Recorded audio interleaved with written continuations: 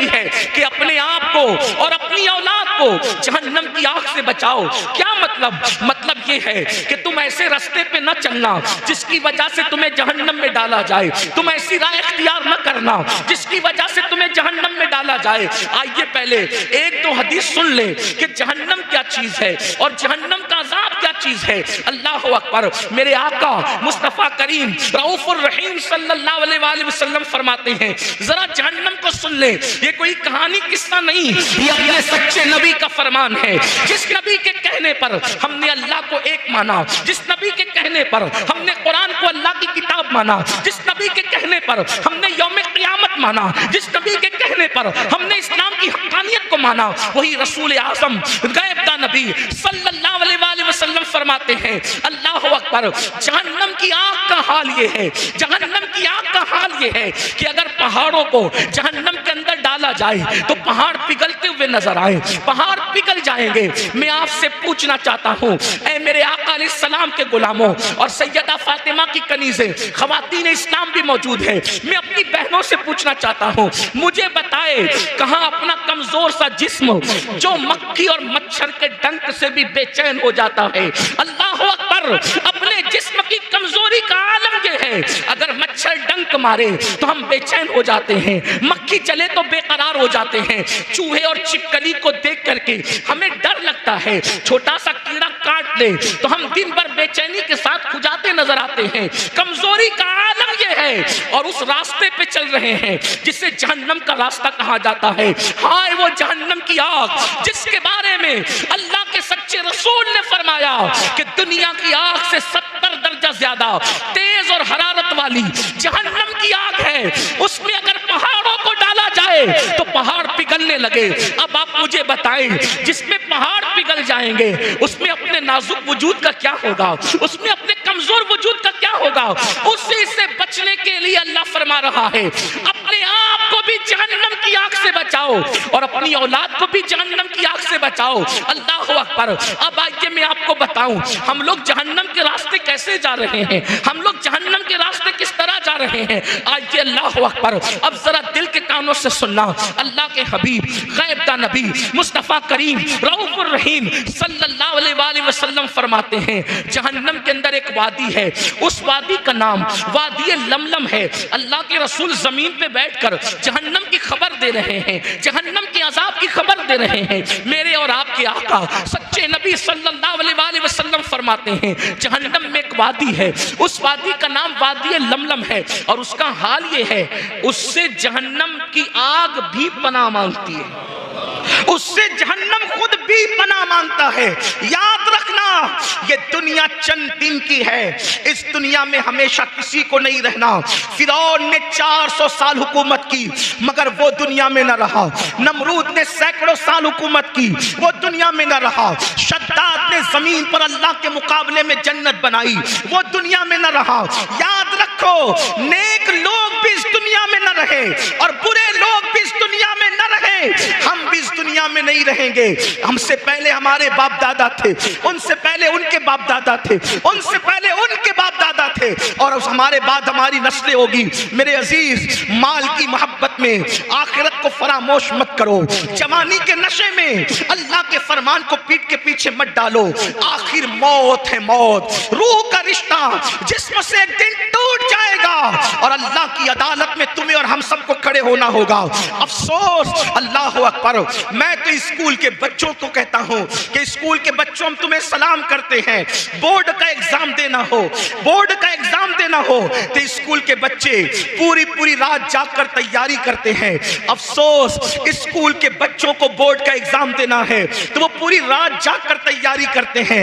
Examiner अपने जैसा इंसान है, उसको इम्तिहान देना है तो पूरी पूरी रात जाग के तैयारी करते हैं। हमें तो अल्लाह को इम्तिहान देना है। हम कितनी रातें जगे, हमने क्या उस इम्तिहान की तैयारी की, हमने उस तैयारी के लिए क्या इंतजाम किया, सिवाय गुनाह के, सिवाय पाप के, सिवाय जराइम के, सिवाय अल्लाह की नाराजगी के हमने कोई काम ही नहीं किया। हाय अपना क्या बनेगा।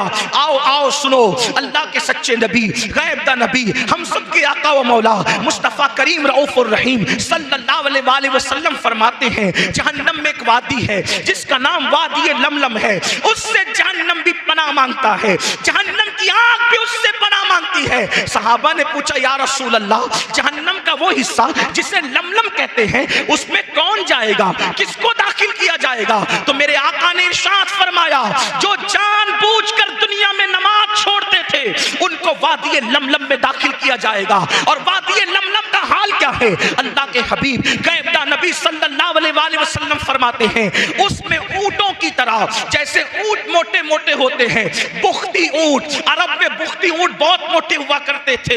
मेरे आका ने सच्चे नबी ने फरमाया, बुख्ती ऊंटों की तरह जहन्नम के अंदर मोटे मोटे बिच्छू है और उनके डंक का हाल ये है, एक मर्तबा वो किसी को डस ले तो 70 साल तक के जहर उसके जिस्म में घूमता रहेगा। जब वो जहन्नम का बिच्छू अल्लाह अकबर नमाज तर्क करने की वजह से, नमाज छोड़ने की वजह से बेनमाजी को डसेगा तो उसका गोश्त तो झड़ जाएगा, उसकी हड्डियां टुकड़े टुकड़े हो जाएगी। मैं पूछना चाहता हूं, अपनी जवानी पे घमंड करने वालों, अपनी दौलत के नशे में चूर इंसान, तुझे फेसबुक पर बैठने के लिए तो वक्त है, तुझे यूट्यूब पर बैठने के लिए तो वक्त है, तुझे दोस्तों के साथ बैठने के लिए तो वक्त है। मुझे बताओ नमाज के लिए वक्त कब निकालोगे? जब भी किसी जलसे में जाते हो, मौलवी साहब तकरीर करते हैं नमाज पर, सोचते हो इस जुमा से नमाज पढ़ेंगे, इस जुमा से नमाज पढ़ेंगे, इस जुमा से नमाज पढ़ेंगे, लेकिन अफसोस कोई वो जुमा ना आया जिस दिन से हमने नमाज शुरू की। कल से पढ़ेंगे, कल से पढ़ेंगे।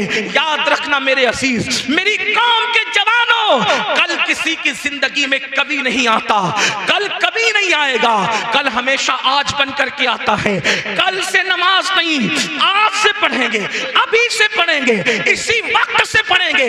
जलसे से लौटने के बाद सबसे पहला काम ये होगा कि जिन्होंने इशा नहीं पढ़ी है वो नमाज इशा अदा करेंगे। इसलिए कि ये जलसे भीड़ जमा करने के लिए नहीं, ये जलसे दिलों में इंकलाब के लिए है। वो सियासी जलसे हैं जहां सर गिने जाते हैं, ये सियासी जलसे नहीं है, यहाँ दिल देखे जाते हैं। यहाँ यजीदियों की तरह 22,000 की जरूरत नहीं है, यहाँ तो हुसैन की तरह 72 दिल वालों की जरूरत है जो जमाने में इंकलाब पैदा कर देते हैं। नारे तकबीर, नारे रिसालत, सैयद साहब क़िबला, नारे तकबीर, मसलके आला हजरत। को नमाज का पाबंद बनाएं, आओ खुद नमाज के पाबंद बने। अल्लाह अकबर। मेरे और आपके आका गैबदा नबी सल्लल्लाहु अलैहि वसल्लम इरशाद फरमाते हैं, जहन्नम के अंदर एक वादी है, वादी वलमलम का जिक्र तो आपने सुना। मेरे करीम आका गैबदा नबी सल्लल्लाहु अलैहि वसल्लम फरमाते हैं, जहन्नम में एक वादी है जिसको जुब्बुल हुस्न कहते हैं। जरा गौर से सुनना, इसको जुब्बुल हुस्न कहते हैं। मेरे आका ने फरमाया, यहाँ मैं उन भाइयों से भी कहूंगा जो किसी की कहा सुनी में ये कहते हैं कि नबी को क्या खबर, नबी को कुछ नहीं पता। मेरे अजीज ऐसी बात न किया कर, इसलिए कि तूने कलमा पढ़ा है। और याद रखना, बाप से पैदा हुआ, तवज्जो करें, बाप से पैदा हुआ तो बाप में 1000 ऐब होने के बावजूद इंसान अपने बाप का ऐब बयान नहीं करता। लेकिन आपसे पूछना चाहता हूं, रसूल तो बेऐब हैं, आखिर तुम उनके ऐब क्यों बयान करते हो जबकि अल्लाह ने उनको बेऐब पैदा किया है? इसलिए याद रखना, नबी के इल्म को तौलने की कोशिश मत करना, नबी की जात को नापने की कोशिश न करना, नबी की जात को गिनने की कोशिश न करना। वो जात ऐसी जात है जिन्होंने उन्हें देखा है, देखने वाले कहते हैं, देखने वाले कहते हैं हसन बिन साबित की शक्ल में, वह अहसन मिन कलम तरक़त आईनी वह अजमल मिन कलम तलिदिन निसा खुलिक़त मुबर्रअन मिन कुल्ली ऐबिन कअन्नका कद खुलिक़त कमा तशा। हसन कहते हैं, या रसूल अल्लाह, आप जैसा हुस्न वाला मेरी आंखों ने नहीं देखा। या रसूल अल्लाह, आप जैसा खूबसूरत मेरी आंखों ने नहीं देखा। और मेरी आंखें क्या देखती? आप जैसा हुस्न वाला किसी माँ ने पैदा ही नहीं किया। और हसन कहते हैं, या रसूल अल्लाह, जैसा आप बनना चाहते थे गोया अल्लाह ने आपको आपकी मर्जी के मुताबिक पैदा किया है। नारे तकबीर, नारे रिसालत। अल्लाह के रसूल, बैठ के सुन लो भैया, बैठ के सुन लो इत्मीनान से। देखो, मैंने पहले भी कहा था, चंद दिनों पहले यहाँ एक महफिल हुई थी, आप लोग उठ के हमें नजराना देते हैं। मैं गुरूर और घमंड की वजह से मना नहीं करता, मगर मैं एक बात आपसे कहता हूँ, तवज्जो करें। सब हदीस पाक का मफहूम है कि अगर कोई किसी को नजर दे, हदिया दे, अगरचे खजूरी दे, उसको चाहिए कि वो कबूल कर ले, मना ना करे। क्योंकि अगर कोई हदिया दे और कोई इनकार करे घमंड की, गुरूर की वजह से, तो फरमाया गया जो हदिये का इनकार करेगा अल्लाह उस पर एक दिन ऐसा लाएगा कि वो मांगेगा तो भी लोग उसको नहीं देंगे। इसलिए मैं इनकार नहीं कर रहा हूँ, लेकिन इस वक्त सबसे बड़ा हदिया आपकी तरफ से मेरे लिए ये है कि आप मेरी गुफ्तगू सुन लें। अब रही बात जिसको जिसको नजराना देना है, मैं बिल्कुल लूँगा, लेकिन इस तरह लूँगा, आपको अगर नजराना देना है तो इस जेब से निकालिए और इस जेब में रखते जाइए आखिरी तकरीर तक, इधर से निकाल के इधर रखते जाइए। और जब सुबह की नमाज में अपने मोहल्ले की मस्जिद में पहुंचना तो वो सारी रकम निकाल कर मेरी भी तरफ से और आपकी भी तरफ से आपकी मस्जिद के इमाम साहब को दे देना। ठीक है? ठीक है, आप ये करेंगे इंशाअल्लाह। अब आपको जो भी मेरा जुमला अच्छा लगे इधर से निकाल के इस जेब से निकाल के इस जेब में डालना है और वो ले जाकर देना है किसको?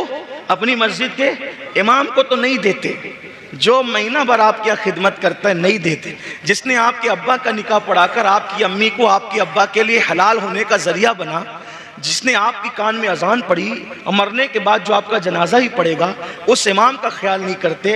और बरसों में हम लोग एक मरतबा आते हैं, हमसे बहुत प्यार करते हो, अच्छी बात है, अल्लाह आपको जजा दे।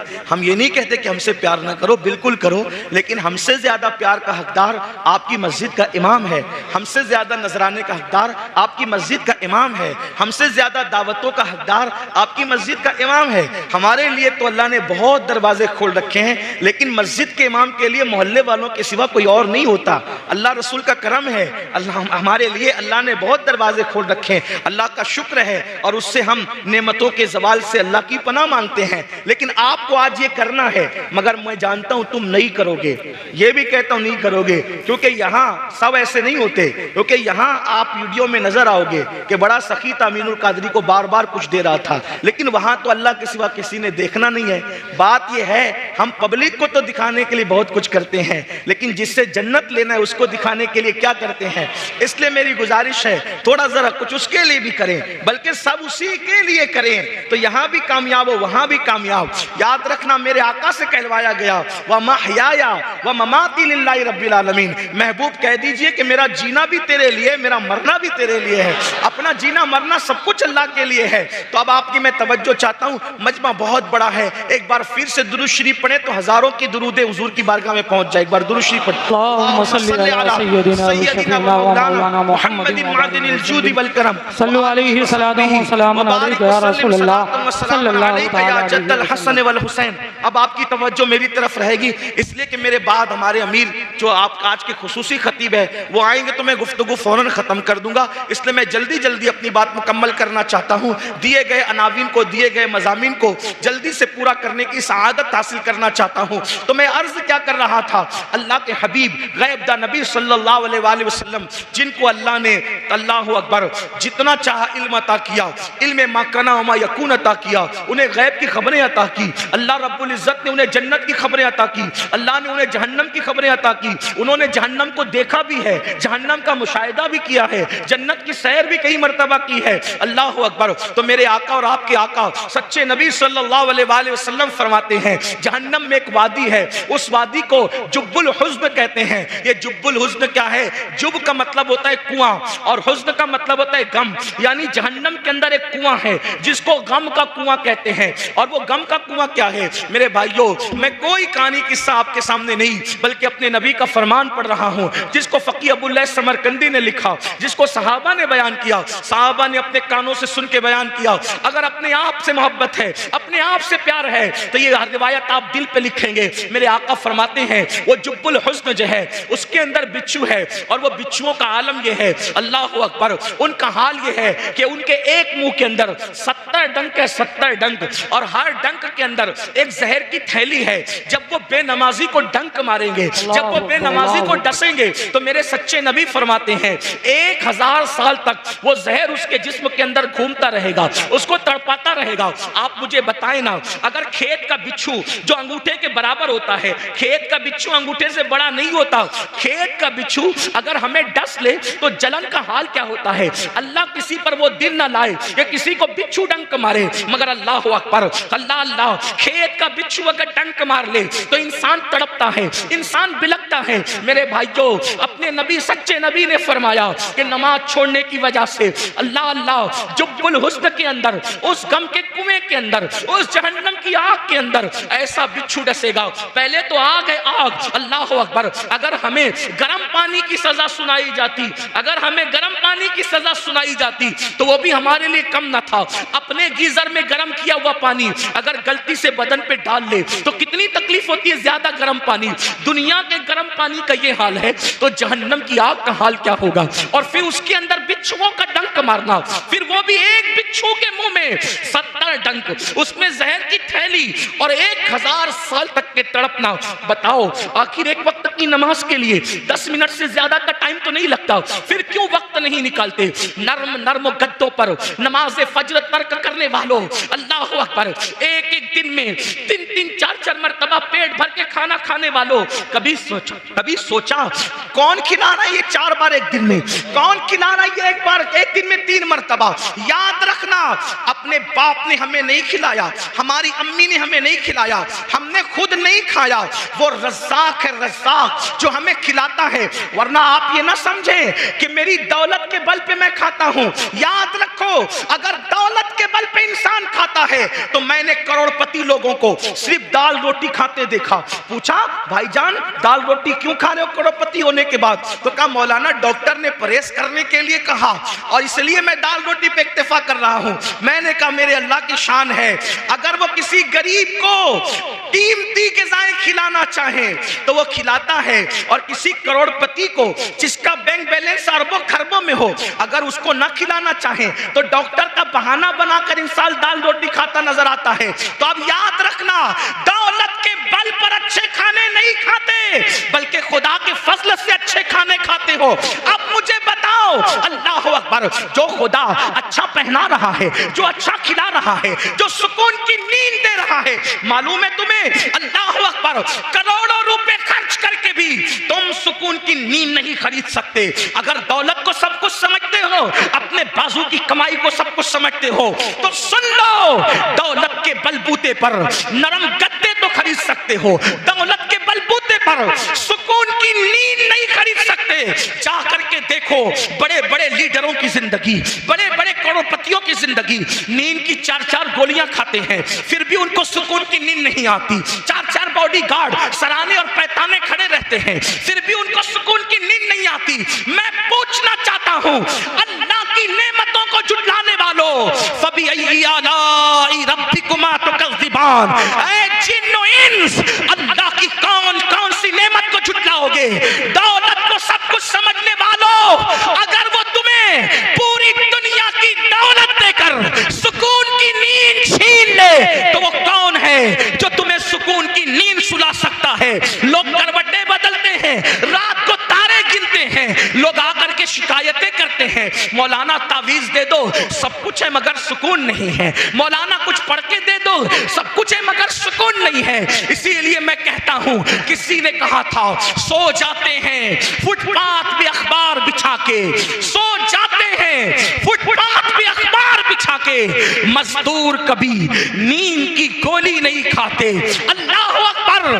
फकीर सोच रहा है, काश मर्सिडीज कारें मेरे पास होती, और अमीर सोच रहा है, ये फुटपाथ पर जितनी सुकून की नींद सो रहा है, काश कैसी सुकून की नींद मेरे पास होती। लेकिन आपसे पूछता हूं, जो इतना खिला रहा है, जो उसने ताकत अता कर रखी है, जो उसने सुकून की नींद अता कर रखी है, उसके लिए वक्त नहीं है, उसके लिए टाइम नहीं है। झूठे और मक्कार दोस्तों को टाइम देने वालों, और खुदा के लिए कहते हो कि नमाज के लिए टाइम नहीं मिलता, इबादत के लिए टाइम नहीं मिलता।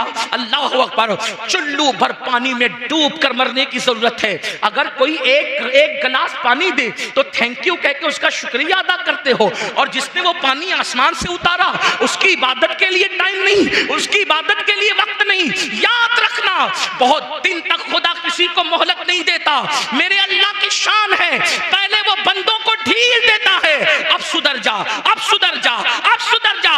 जब बंदा नहीं सुधरता तो फिर उसका ऐलान है, इन्ना बत्श रब्बिका लशदीद, तेरे रब की पकड़ बड़ी सख्त है। में जब वो पकड़ करने पर आता है तो फिर फिरौन को दरिया में गर्क कर देता है। आज तक फिरौन को न कब्र मयस्सर है न कफन मयस्सर है, एक म्यूजियम में नंगा पड़ा हुआ है।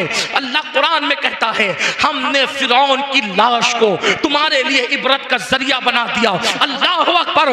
उसे फरमाने को 1450 साल हो गए, लेकिन फिरौन की लाश आज भी दिख रही है, म्यूजियम के अंदर पड़ी हुई है और पुकार पुकार के कह रही है मैंने खुदा की नाफरमानी की, दौलत के बावजूद न कफन मिला न कब्र मिली, तुम्हारा क्या अंजाम होगा। इसलिए मेरे भाइयों, मैं आपकी मिन्नत करता हूं खुदा के लिए, अगर आप ये कहें, अगर कोई बंदा मुझसे ये कहता कि मेरे पैर पकड़ या मेरी जूतियों को सर पे रख, मैं नमाज का पाबंद हो जाऊंगा, वल्लाह मैं ये कर गुजरता आपको नमाजी बनाने के लिए। इसलिए कि मैं जानता हूं अल्लाह के रसूल सल्लल्लाहु अलैहि वसल्लम ने फरमाया जिसने नमाज छोड़ दी अल्लाह उसका सदका कबूल नहीं करेगा, अल्लाह उसकी शहादत कबूल नहीं करेगा।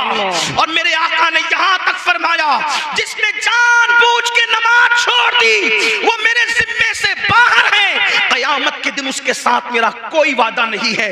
ये बात आप यूं ही ना समझे, मैं मिसाल के जरिए समझाता हूं, मजीद रिवायतें पेश करके। ये मेरे दिल का दर्द है, वल्लाह मैं कोई खिताब नहीं कर रहा हूं, ना मैं कोई खतीब हूं। ऐ मेरी कौम के जवानों, तुम्हारे खूबसूरत चेहरे देखकर मुझे एहसास होता है अल्लाह ये खूबसूरत चेहरे जब जहन्नम के अंदर डाले जाएंगे इनका क्या बनेगा, ये नाजुक सा वजूद इनका क्या बनेगा। अल्लाह अल्लाह मेरे रसूल अलैहिस्सलाम के गुलामों, जानते हो कयामत का दिन होगा, तवज्जो से सुनना, कयामत का दिन होगा। एक माँ अपने बेटे से कहेगी मुझे एक नेकी दे, बेटा कहेगा तू कौन है मैं नहीं जानता, और बेटा अपनी माँ से कहेगा अम्मी मुझे एक नेकी दे। उस दिन माँ कहेगी तू कौन है मैं नहीं तुझे जानती, मुझे नहीं पता मैंने किसी को जन्म भी दिया था या नहीं दिया था। वो दिन ऐसा होगा, कुरान कहता है अल अखिल्लाउ यौमइज़िन बादुहुम लिबादिन अदू इल्लल मुत्तकीन, सारे तुम्हारे पक्के दोस्त तुम्हारे दुश्मन हो जाएंगे। कुरान उस दिन के बारे में कहता है कोई दोस्त किसी के काम नहीं आएगा, कोई बेटा किसी बाप के काम नहीं आएगा, कोई बाप किसी बेटे के काम नहीं आएगा। अल्लाह अकबर। जहां रिश्ते खून के टूट जाएंगे, रिश्ते झूठे साबित होंगे, कोई किसी को नेकी देने के लिए तैयार नहीं,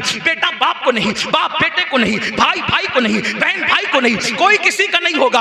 हत्ता कि एक बात आपको बता दूं, ये मेरे उलमा मौजूद है, सच्चे उलमा, अगर मैं कोई गलती करूं तो मेरी इस्लाह करेंगे।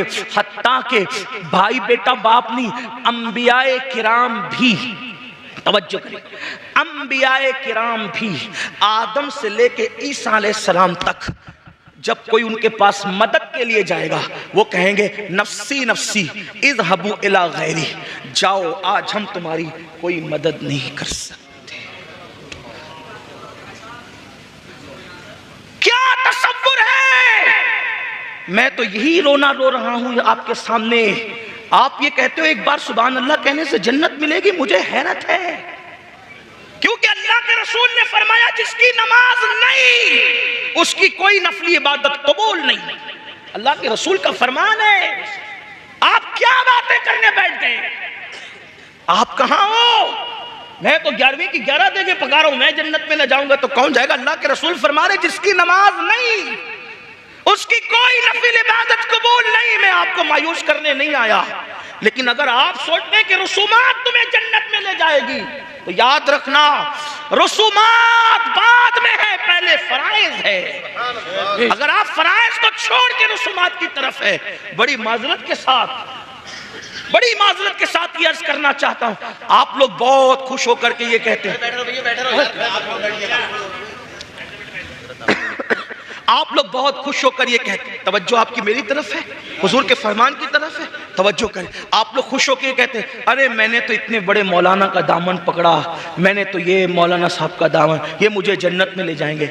आप देख रहे हैं हदीस है ये, जो मैं मुस्लिम शरीफ से इसको पढ़ रहा हूँ आपके साथ, मुस्लिम शरीफ में है, कंजुल माल में है, मजमऊ ज़वाइद में है।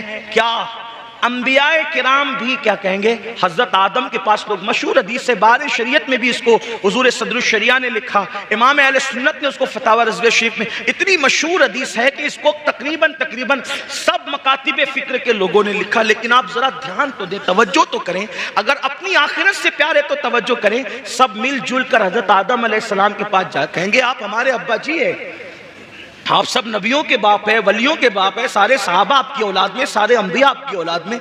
ये जो बातें लोग कर सकते हैं करेंगे, हदीस में इतनी तफसील नहीं है, लेकिन आप उसको जितना वाज़े कर सकते हैं वाज़े करके देख ले कि वो है बाप सबके। हजरत आदम अलैहिस्सलाम अंबिया से लेकर इमाम महदी तक सबके बाप है, क़यामत के आखिरी इंसान तक के बाप है।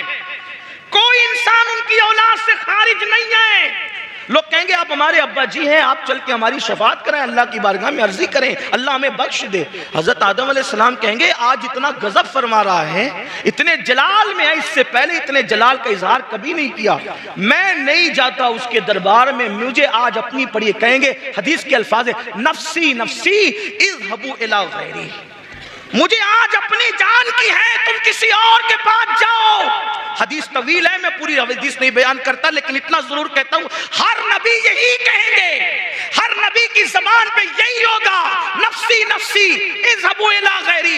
हत्ता कि लोग ईसा अलैहिस्सलाम के पास आएंगे और ईसा अलैहिस्सलाम भी कहेंगे नफ्सी नफ्सी इज़हबू इला गैरी, जाओ किसी और के पास, आज मैं तुम्हारी कोई मदद नहीं कर सकता। उसको मेरे इमाम यूं बयान करते हैं, सबने सफ़े महशर में ललकार दिया हमको, सबने सफ़े महशर में ललकार दिया हमको, ऐ बेकसों के आका, ऐ बेकसों के आका, ऐ बेकसों के आका, अब तेरी दुहाई है। अल्लाह अकबर। सारे अंबिया भी ये कह देंगे, जाओ किसी और के पास, जाओ किसी और के पास। उस वक्त एक ही दरवाजा होगा। अब ध्यान से सुनना मुसलमानों, मेरी कौम के जवानों, अजाने सुनकर गाने सुनने वालों, कानों में ईयरफोन लगाकर अजान के वक्त गाने सुनने वालों, फिल्में देखने वालों, क्रिकेट देखने वालों, ड्रामों में मुब्तला होने वालों, अजान हो रही है फिर भी किसी औरत पर पाप की नजर डाल करके हीरो की नकल करने वालों, दिल के कानों से सुन लो, जब सब नबी इज़हबू इला गैरी कहेंगे, सब नबी नफ्सी नफ्सी कहेंगे, तो मरकजों का,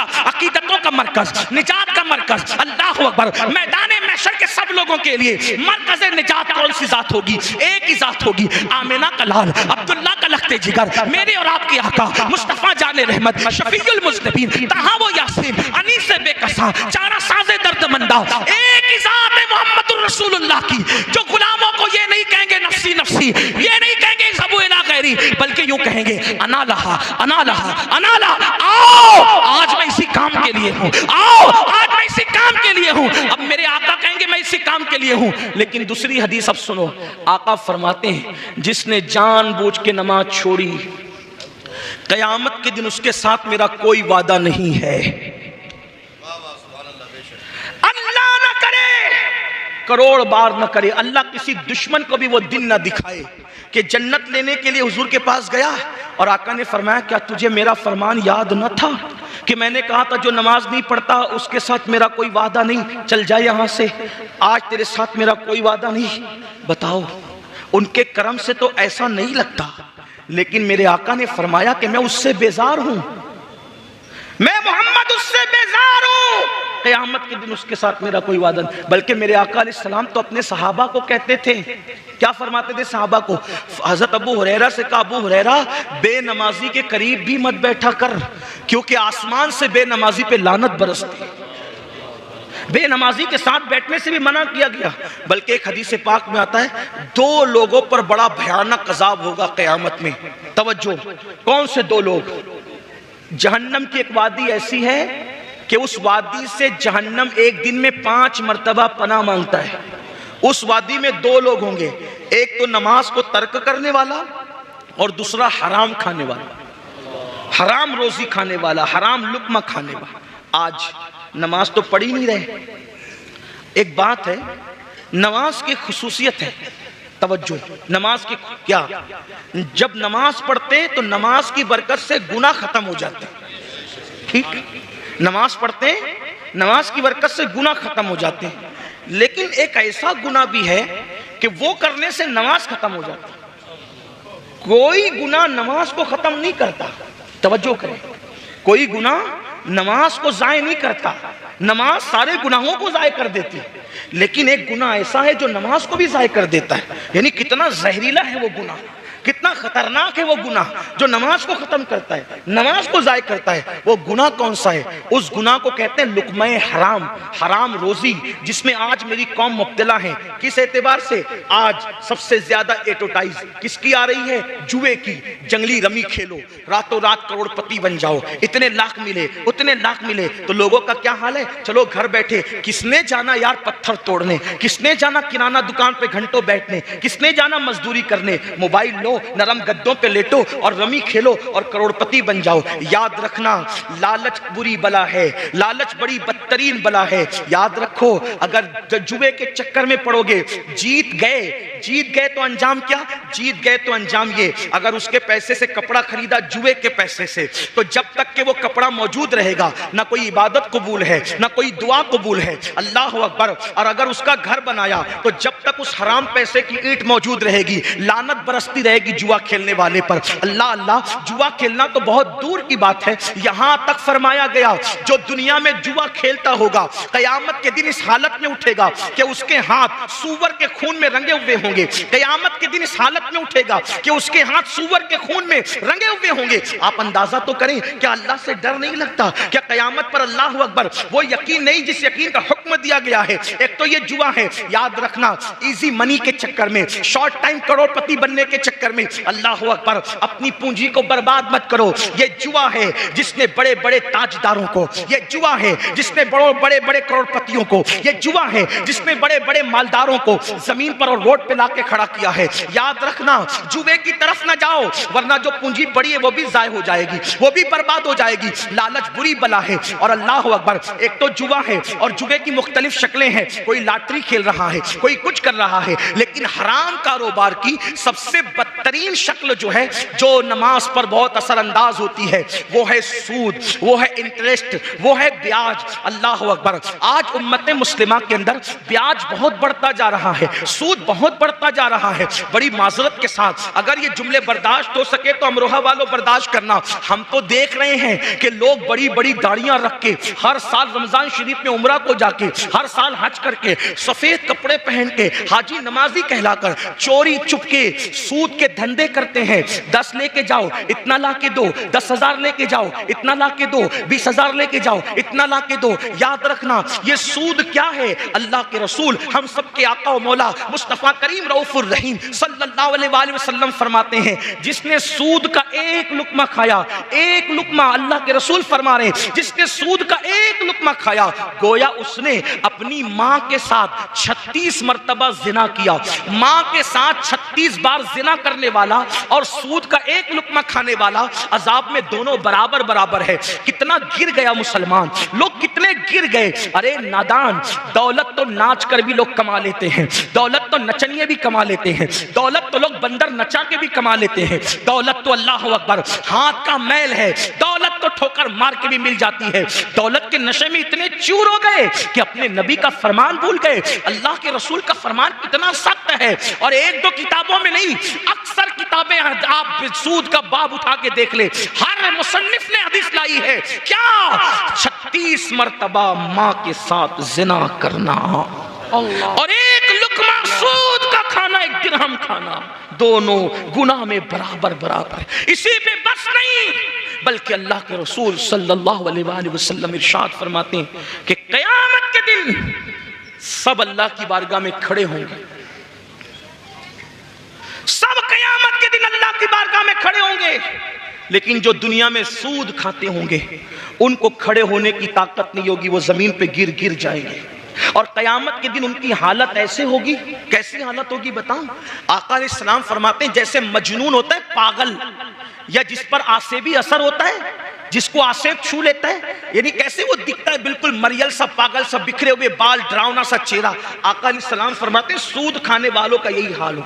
मेरे आका गैबदा नबी सल्लल्लाहु अलैहि वसल्लम फरमाते हैं, मेराज की शब जब मैंने जहन्नम का मुशाहिदा किया, आका अलैहिस्सलाम फरमाते हैं, जब मैंने जहन्नम का मुशाहिदा किया तो मैंने देखा मेरे सर के ऊपर बिजली की आवाज आई, बिजली के कड़क की आवाज। बिजली कड़कने की आवाज आई।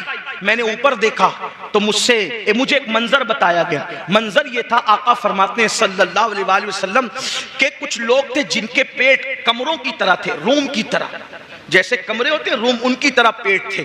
अगर दुनिया में किसी का पेट बढ़ जाए, उठने बैठने को इंसान मोहताज हो जाता है ना, और लेकिन कमरों जैसा पेट, ये कौन कह रहा है? अगर मौलवी साहब कहते तो आपको कह रहे मौलाना जबरदस्ती डरा रहे है ना, जबरदस्ती डरा।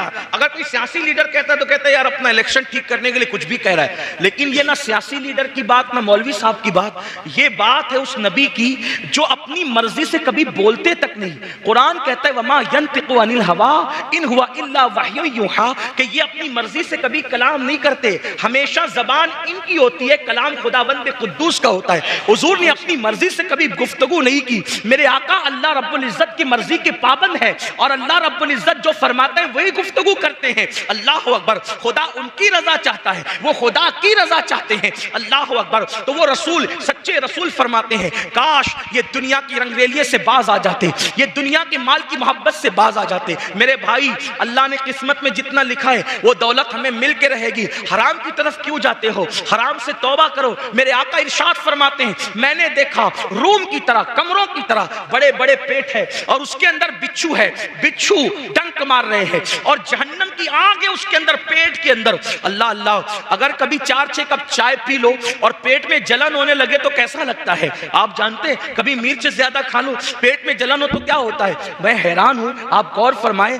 चाय 4-5 कप पीने की वजह से या मिर्च खाने से पेट में जलन हो तो बर्दाश्त नहीं होती। अल्लाह अकबर। जब पेट में जहन्नम के बिच्छू डाले जाएंगे, और जब पेट कमरों की तरह होगा और पेट के अंदर जहन्नम की आग भड़क रही होगी, आका फरमाते हैं मैंने पूछा जिब्रील ये कौन लोग हैं जिनके पेट इस तरह से है? तो जिब्रील अमीन ने अर्ज़ की या रसूल अल्लाह सल्लल्लाहु अलैहि वसल्लम, ये सूद खाने वाले लोग हैं, ये सूद का धंधा करने वाले लोग हैं। अल्लाह अकबर। जानते हैं आप, अल्लाह अकबर, यहां तक इब्ने हजर मक्की लिखते हैं कि रमजानुल मुबारक की शबे कद्र में भी, तवज्जो करना, रमजानुल मुबारक की शबे कद्र में भी मैंने सूद खाने वालों की कब्र पर अजाब होते हुए देखा है। यानी शबे कद्र में, शबे कद्र में जिनकी कब्रों से अजाब नहीं उठाया जाता वो सूद खाने वाले। उठा के देखो इब्ने हजर को पढ़ो, अपने आप पे रहम करो। ये जो धंधे हराम करके दूसरों के लिए माल कमा रहे हो, दूसरों के लिए जमा रहे हो, दूसरे मौज मस्ती करेंगे, दूसरे ऐश इशरत करेंगे, लेकिन मेरे भाई तुझे अपनी कब्र में अजाब भुगतना पड़ेगा। और सूद से मुताल्लिक आखिरी बात कह के और उसके बाद एक बात बयान करके मैं अपनी गुफ्तगू मुकम्मल करना चाहता हूं, तवज्जो से सुनना। सबसे बड़ी बात, सबसे बड़ी बात याद रखना, सूद मर जाना, मेरा जुमला लिख, मर जाना, सूद नहीं खाना। भीख मांग लेना, सूद नहीं खाना। और ये भी सुने, जितना गुनाह सूद लेने वाले को है, जो लेने वाला जितना बड़ा गुनहगार है उतना देने वाला भी गुनहगार है, उतना ही लिखने वाला भी गुनहगार है, उतना ही गवाह बनने वाला भी गुनहगार है। आजकल गरीब लोग बहुत आसानी के साथ कहते हैं हजरत बिटिया की शादी थी इसलिए मजबूरन ले लिया। मैंने कहा किसने कहा था कि बेटी की शादी अल्लाह को नाराज करके करना? अल्लाह के रसूल अलैहिस्सलातु व तस्लीम सुन ले, हमारे अकीदे में दुनिया में रसूलुल्लाह से बड़ा मालदार इंसान ना कोई था, ना है, ना हो सकता है। वो और लोग हैं, वो और लोग हैं, वो और लोग हैं जो नबी को गरीब, मुफलिस और कंगाल कहते हैं। वल्लाह हमारे अकीदे में नबी की शान ये है, आसमा खान, जमी खान, जमाना मेहमान, साहिबे खाना लकब किसका है? तेरा तेरा। और खालिके कुल ने आपको मालिके कुल बना दिया, दोनों जहां है आपके, कब्ज़ा व इख्तियार में जहां बानी अता कर दे, भरी जन्नत हिबा कर दे। नबी मुख्तार कुल है, जिसको जो चाहे अता कर दे, जहां में उनकी चलती है वो दम में क्या से क्या कर दे, ज़मीन को आसमां कर दे, सूरजा को सरा कर दे, हवा में उड़ने वाले यूं न इतराए निदा कर दे, वो जब चाहे जिसे चाहे उसे फरमा रवा कर दे। नारे तकबीर। जन्नत हो, जो मालिक जन्नत हो उससे बड़ा मालदार कौन हो सकता है? सिद्दीक और फारूक जैसे जिनके गुलाम हो, उससे बड़ा मालदार कौन हो सकता है? जिब्रील जिसका खादिम हो, उससे बड़ा मालदार कौन हो सकता है? लाओ ना कोई ऐसा खादिम और लाओ कोई ऐसा मखदूम। जब खादिम की ये शान है कि वो सिदरतुल मुंतहा पे रहते हैं, बल्कि मेरे इमाम तो कहते हैं कि वो खादिम भी है और दरबान भी है। कहते तेरे दर का दरबान है जिब्रील आज़म। मेरे इमाम कहते हैं हमारे नबी की शान देखो, तेरे दर का दरबान है जिब्रील आज़म, तेरा मदह खाह रसूल वली है बेताब जिसके लिए अर्श आज़म, वो उस राह रवे लामका की गली है। तमन्ना है फरमाए ये रोज़े महशर, ये तेरी रिहाई की चिट्ठी मिली है, और शफात करे हश्र में जो रज़ा की, सिवा तेरे किसको ये कुदरत मिली है। हुजूर से बड़ा कोई मालदार नहीं। क्यों? इसलिए कि इमाम कहते हैं मैं तो मालिक ही कहूंगा, मालिक ही कहूंगा।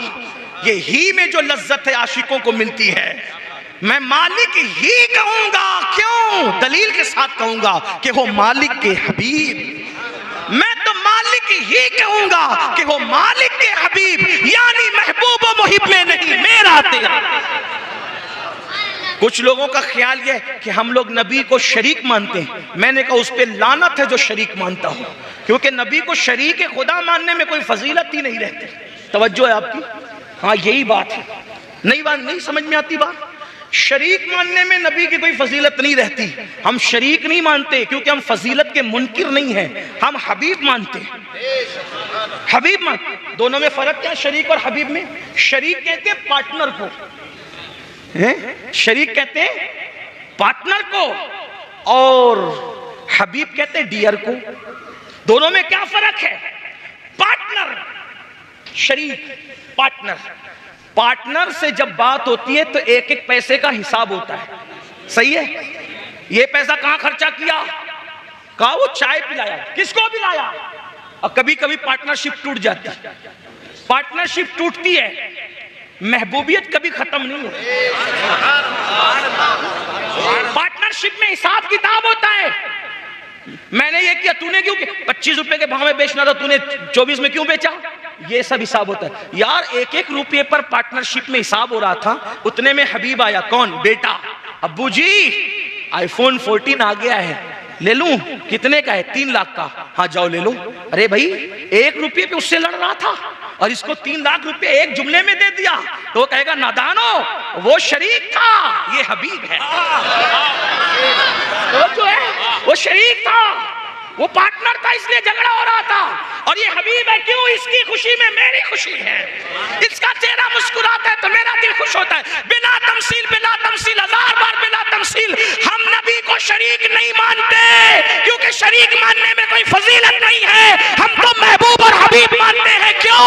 जान मैंने बनाया, टुकड़े तू करेगा। मैं पूछूंगा नहीं, बनाया मैंने, तोड़ा क्यों? इसलिए कि तू शरीक नहीं है, तू हबीब है। मैंने इसीलिए बनाया ताकि तू तोड़ा करे, ताकि लोगों को अंदाजा हो जब महबूब की ये शान है तो महबूब के बनाने वाले की शान का आलम है।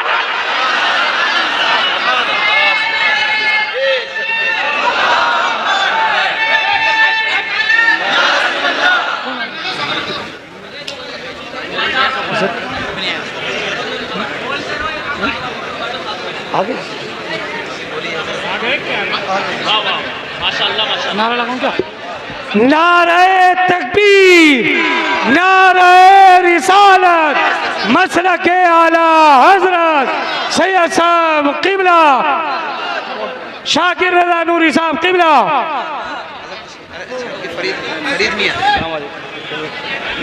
सैयद फरीद हसनैन मियां साहब किबला। नारे तकबीर, नारे रिसालत। अच्छा अच्छा अच्छा अच्छा, माशाल्लाह माशाल्लाह।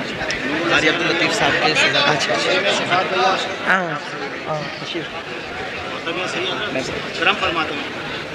एक बार सब दुरूद पढ़ ले। अल्लाहुम्मा सल्ली अला सय्यदिना व शफीना व मौलाना सल्लल्लाहु अलैहि वसल्लम नहनु इबादु मुहम्मदिन सल्लल्लाहु अलैहि वसल्लम। तो याद रखें, हम शरीक नहीं मानते, और वो शरीक नहीं है, और शरीक हो भी नहीं सकते, और शरीक होने में कोई फजीलत भी नहीं है।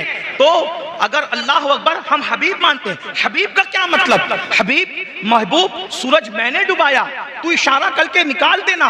मैं ये नहीं कहूंगा कि तूने क्यों निकाला, बल्कि ये कहा जाएगा महबूब आज डुबाया इसलिए था कि तुम इशारा करके निकालोगे ताकि लोगों को पता चलेगा। जब हबीब की ये शान है, बंदे का ये आलम है, तो इस बंदे को जिसने बनाया उस खुदा की शान का आलम क्या होगा? ये है शरीक और हबीब में फर्क। इसीलिए मेरे इमाम कहते हैं हम शरीक नहीं कहेंगे, क्या कहेंगे? मैं तो मालिक ही कहूंगा कि हो मालिक के हबीब, मैं तो मालिक ही कहूंगा कि हो मालिक के हबीब। यानी महबूब मुहिब में नहीं मेरा तेरा, इतने मालदार है आका, मालिक जन्नत आका, मालिक कौनैन आका, मालिक जमीन आका, मालिक आसमान आका, पूरी उम्मत के मालिक आका। कुरान कहता है अन नबी औला बिल मोमिनीना मिन अनफुसिहिम। उसका एक मतलब ये भी है कि मैं तुम्हारी जान से ज्यादा तुम्हारा मालिक हूँ, यानी मैं तुम सबका मालिक हूँ, तुम्हारी जान से ज्यादा तुम्हारा मालिक हूँ। मालिक का मतलब क्या? अबू बकर के भी मालिक वो बनाए गए, उमर इब्ने खत्ताब के भी वो मालिक बनाए गए, उस्मान गनी के भी मालिक बनाए गए, बल्कि कुल जहां मिल्क उनकी मिल्क में दे दिया गया,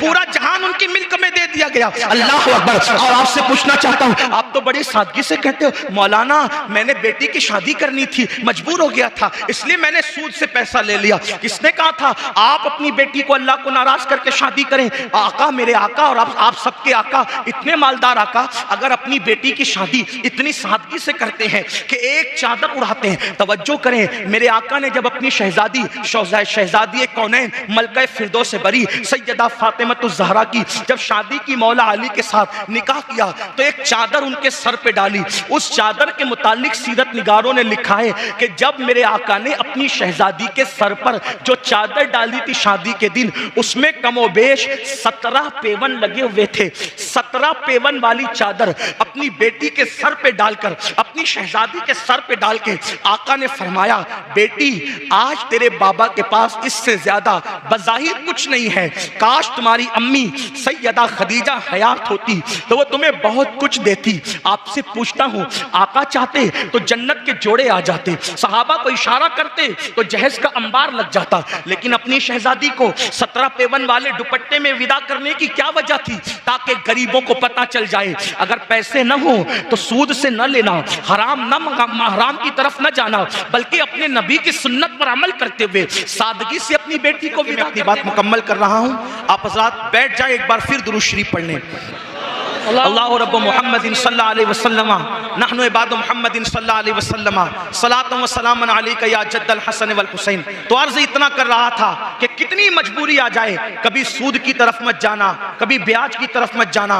अल्लाह के रसूल अलैहि सलाम फरमाते हैं, लेने वाला, देने वाला, गवाह बनने वाला, लिखने वाला, सबका एक ही गुनाह है, सब एक ही हुक्म में है। और आखिरी बात, 2 जुमले अल्लाह के हबीब अलैहि सलातो व तस्लीम ने फरमाया, जो सूद लेते देते हैं उनके साथ अल्लाह ने ऐलान जंग किया है, अल्लाह जंग का ऐलान करता है। आपसे पूछना चाहता हूं, क्या हम किसी दुनिया के लीडर से जंग करें तो क्या जीत सकते हैं? मोहल्ले के कारपोरेटर से झगड़ा करें तो क्या जीत सकते हैं? मुझे बताओ, जब दुनिया के मामूली इंसान से हम जीत नहीं सकते तो सूद का धंधा करने वाले और सूद को प्रमोट करने वाले और सूद को फरोग देने वाले, उनसे अल्लाह ऐलान जंग कर रहा है। और कुरान में मेरे अल्लाह ने फरमाया, हम सूद को बर्बाद करेंगे, सूद को हलाक करेंगे, सूद को तबाह करेंगे और तिजारत को बढ़ाएंगे, तिजारत में बरकत अता करेंगे। तो याद रखो, जिसके साथ मेरा अल्लाह जंग का ऐलान करे उसमें ना कभी बरकत हो सकती है, ना कभी तरक्की हो सकती है, ना कभी कामयाबी हो सकती है। इसलिए आज ही सूद से तौबा कर लो।